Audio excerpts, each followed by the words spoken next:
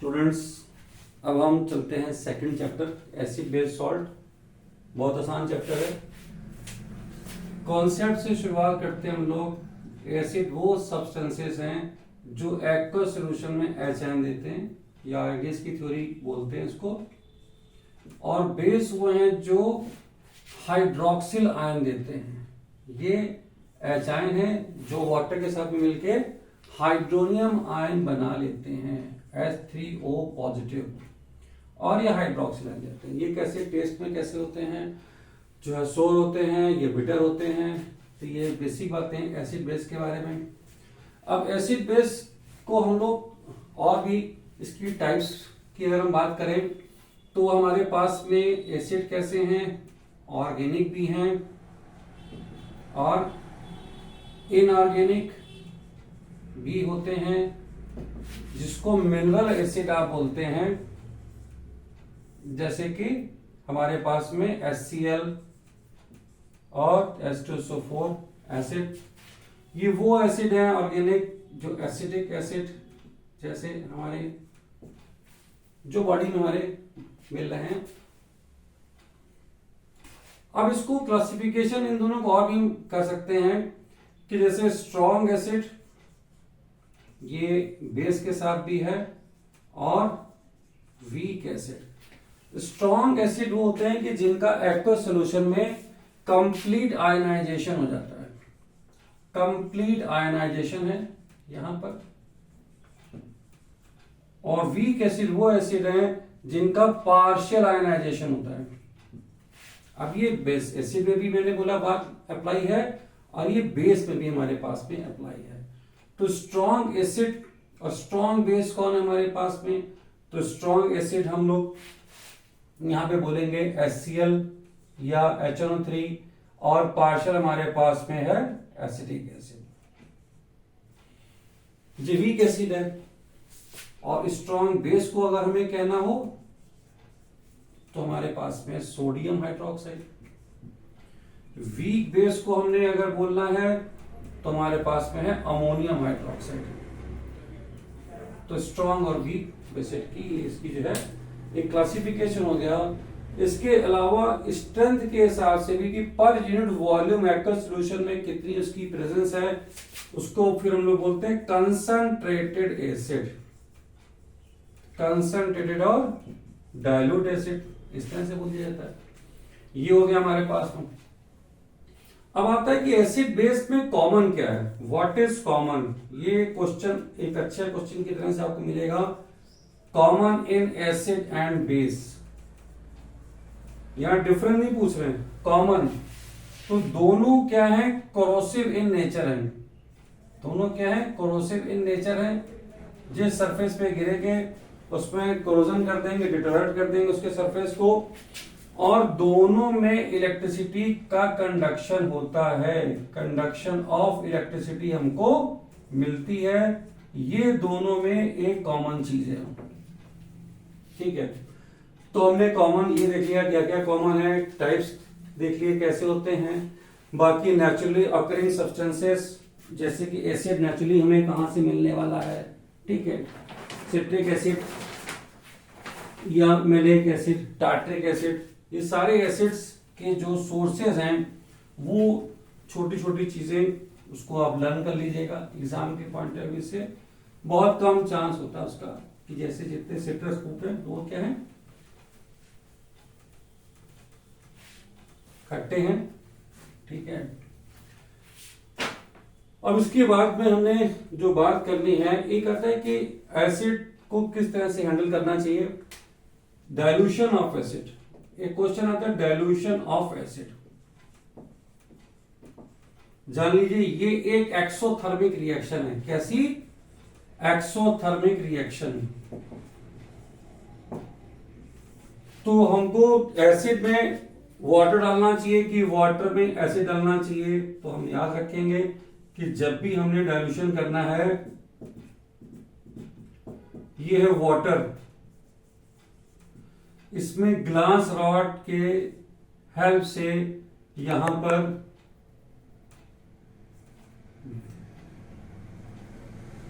Drop by drop हम acid इसमें डालेंगे। उसका रीजन ये है कि जो वाटर है ये एक बहुत अच्छा हीट एब्जॉर्बर है, इसकी लेटेंट हीट बहुत हाई होती है, तो ये इजीली यहाँ पे इवॉल्व होने वाली हीट को एब्जॉर्ब कर लेता है। और अगर इसका रिवर्स केस करेंगे, यहाँ पे हम एसिड डाल देंगे और वाटर यहाँ से ड्रॉप करेंगे, तो इस सरफेस पे यहाँ पे बहुत सारी हीट इवॉल्व होगी और ये वापस इस तरह से एसिड और इस वाटर के साथ में एक स्प्लैश रिवर्स डायरेक्शन में जा सकता है कि एक एक्सीडेंट होने के चांस रहते हैं। तो ये हमेशा डेंजरस है। तो ये हो गया कि इसको किस तरह से हमको यहां पर करवाना चाहिए, ये डाइल्यूशन का प्रोसेस। फिर एसिड की केमिकल रिएक्शन है, ज्यादा रिएक्शन नहीं है, हमने केमिकल रिएक्शन देखनी है यहां पर।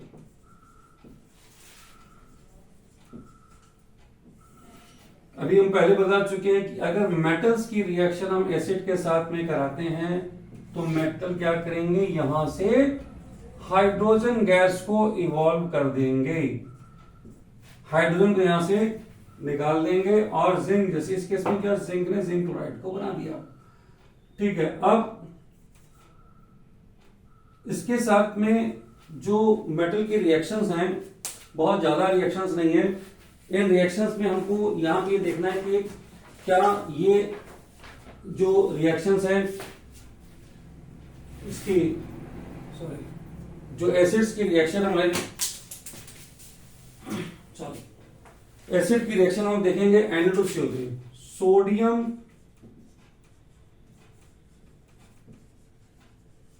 कार्बोनेट के साथ में। देखिए, जब भी सोडियम कार्बोनेट या सोडियम बाइकार्बोनेट ये रिएक्शन करते हैं, इन रिएक्शंस में हमेशा CO2 जो निकलेगी यहां पर, एक तो NaCl बनेगा, CO2 बनेगी, वाटर, यहां पर भी प्रोडक्ट ऑलमोस्ट हमारे सेम ही बनते हैं।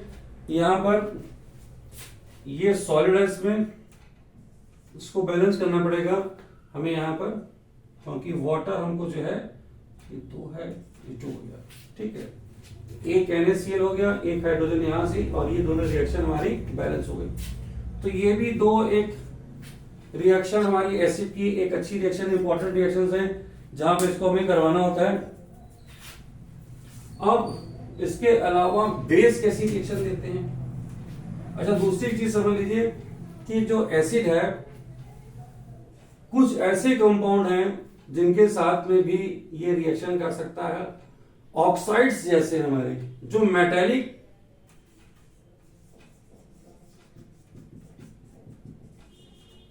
ऑक्साइड्स हैं, तो उनके साथ भी ये रिएक्शन देखने को मिल सकती है, क्योंकि मेटेलिक ऑक्साइड कैसे होते हैं, एसिडिक होते हैं कि बेसिक होते हैं। अगर मेटेलिक ऑक्साइड की बात करें तो ये बेसिक इन नेचर होते हैं। ये कैसे होते हैं, बेसिक इन नेचर होते हैं। तो अगर मेटेलिक ऑक्साइड की रिएक्शन हम कराएंगे तो वहां पर जैसे कैल्शियम ऑक्साइड है, तो ये हमको कैल्शियम क्लोराइड और वाटर यहां पे दे देगा। एक्चुअली एक तरह की न्यूट्रलाइजेशन रिएक्शन होती है। जिस तरह से ये एसिड की रिएक्शन अगर मैं करवाता हूं NaOH के साथ में, मैं बता चुका हूं भी पहले कि ये एक न्यूट्रलाइजेशन रिएक्शन है जिसमें सॉल्ट और वाटर मिलता है। ध्यान रखेंगे, तो ये क्या है, एग्जैक्टली बेस है, ये एसिड है, तो एसिड प्लस बेस मुझे देने वाला है सॉल्ट और वाटर। कैल्शियम ऑक्साइड मैंने बताया बेसिक इन नेचर है, तो ये भी हमको यहां पर सॉल्ट और वाटर दे देगा। अब इसके बाद में आता है हमारी जो बेस की जो रिएक्शंस हैं वो ज्यादा नहीं है, यहां पर वो रिएक्शन भी जो है देख लेते हैं।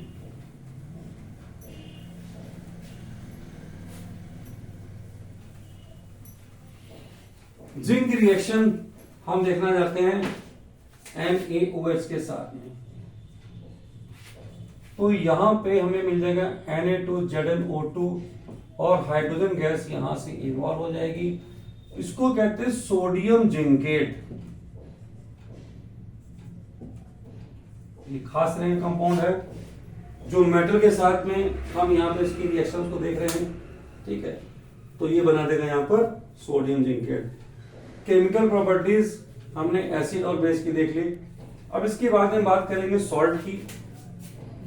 सॉल्ट हमारे कई तरह के हो सकते हैं, तो वो सॉल्ट सल्फेट के हो सकते हैं, नाइट्रेट के हो सकते हैं, किसी के भी हो सकते हैं। अब सल्फेट की बात करें कि जैसे हम कह रहे हैं कि Na2SO4, ये सल्फेट फैमिली का सॉल्ट है। इस सोडियम का दूसरा, ये कार्बोनेट फैमिली का सॉल्ट है, ये क्लोराइड फैमिली का सॉल्ट है। NaNO3 ये नाइट्रेट फैमिली का सॉल्ट है। तो अलग अलग फैमिलीज के सॉल्ट यहाँ पर मिल सकते हैं हमको। इस सॉल्ट की अगर हम यहां पर देखें कि टाइप्स क्या हैं, हमारे पास में सॉल्ट भी कई तरह के होते हैं जो हमको मिलते हैं।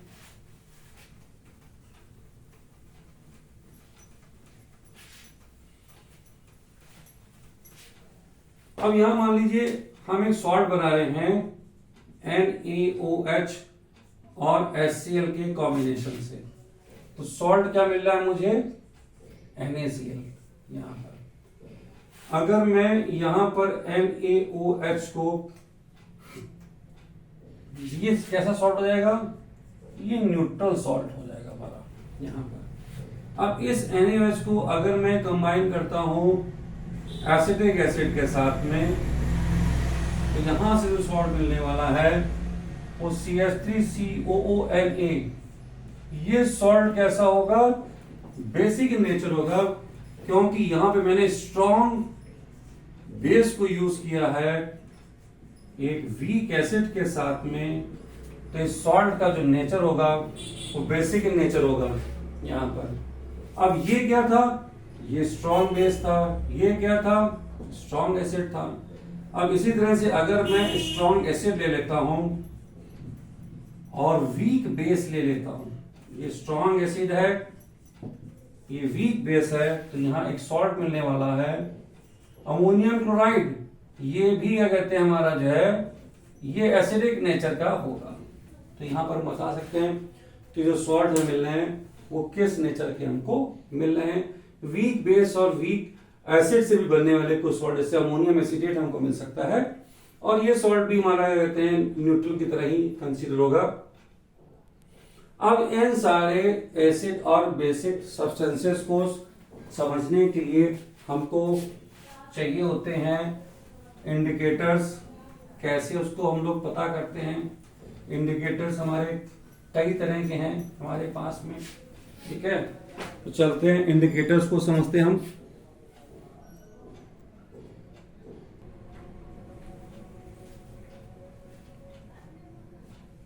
नेक्स्ट स्टूडेंट्स, अब हम इंडिकेटर देख लें। इंडिकेटर हमारे वो केमिकल्स हैं जो कि एसिड और बेस को आइडेंटिफाई करते हैं, जिसमें कि लिटमस हमारा जो है अगर इसको यूज करते हैं तो न्यूट्रल सॉल्यूशन में पर्पल कलर देता है, एसिडिक मीडियम में रेड, और बेस में ये ब्लू कलर दे देगा। ये ऐसे बोलते हैं कि ब्लू लिटमस रेड हो जाता है, यहाँ पर रेड हमारा ब्लू हो जाता है। फिनोल्फथलीन जो है वो कोई कलर नहीं देता है न्यूट्रल में, और इसमें एसिडिक नहीं देता, ये बेसिक मीडियम में पिंक कलर देगा। और मिथाइल ऑरेंज, जैसा कि नाम है, न्यूट्रल में ऑरेंज और एसिडिक में रेड और येलो। अब इसके बाद में सोचा गया कि कोई ऐसा मेथड होना चाहिए कि एक ही चीज से या एक ही स्ट्रिप से हम किसी भी सोल्यूशन को पहचान लें। तो बनाया गया यूनिवर्सल इंडिकेटर। जो यूनिवर्सल इंडिकेटर है ये क्या है? मिक्सचर है। मिक्सचर है ये कई सारी डाइस का, जो कि इमीडिएट हमें एक तो ये बताता है कि जो सोल्यूशन या लिक्विड हमारे पास उसको टेस्ट करने जा रहे हैं उसका नेचर क्या है, एसिडिक है, बेसिक है या न्यूट्रल है। तीनों चीजों को एक साथ बताता है। और साथ साथ यूनिवर्सल इंडिकेटर एक चीज और बताता है कि अगर दो हमने एसिडिक सब्सटेंस ले लिए तो उसमें से कौन सा वीकर है या कौन सा स्ट्रॉन्गर है। तो स्ट्रेंथ की कंपैरिजन भी हो जाती है यूनिवर्सल इंडिकेटर से। यूनिवर्सल इंडिकेटर को यूज करने के लिए हम यूज करते हैं पीएच स्केल, यहाँ पर इसको भी 0 से लेकर 14 तक यहाँ पर इसको डिवाइड किया गया है। स्टार्टिंग 0 से हो रही है, यहाँ पे कलर्स आपका जो है पैटर्न ऑलरेडी क्या कहते हैं इसमें मेंशन होता है हमारे पास में। तो अगर मेरे को उसको इसको पीएच पेपर को डिप कर देने से कलर मान लीजिए ऑरेंज आता है, तो इसका मतलब है पीएच वहां पे 3 है। अभी एक बात रह गई कि पीएच है क्या।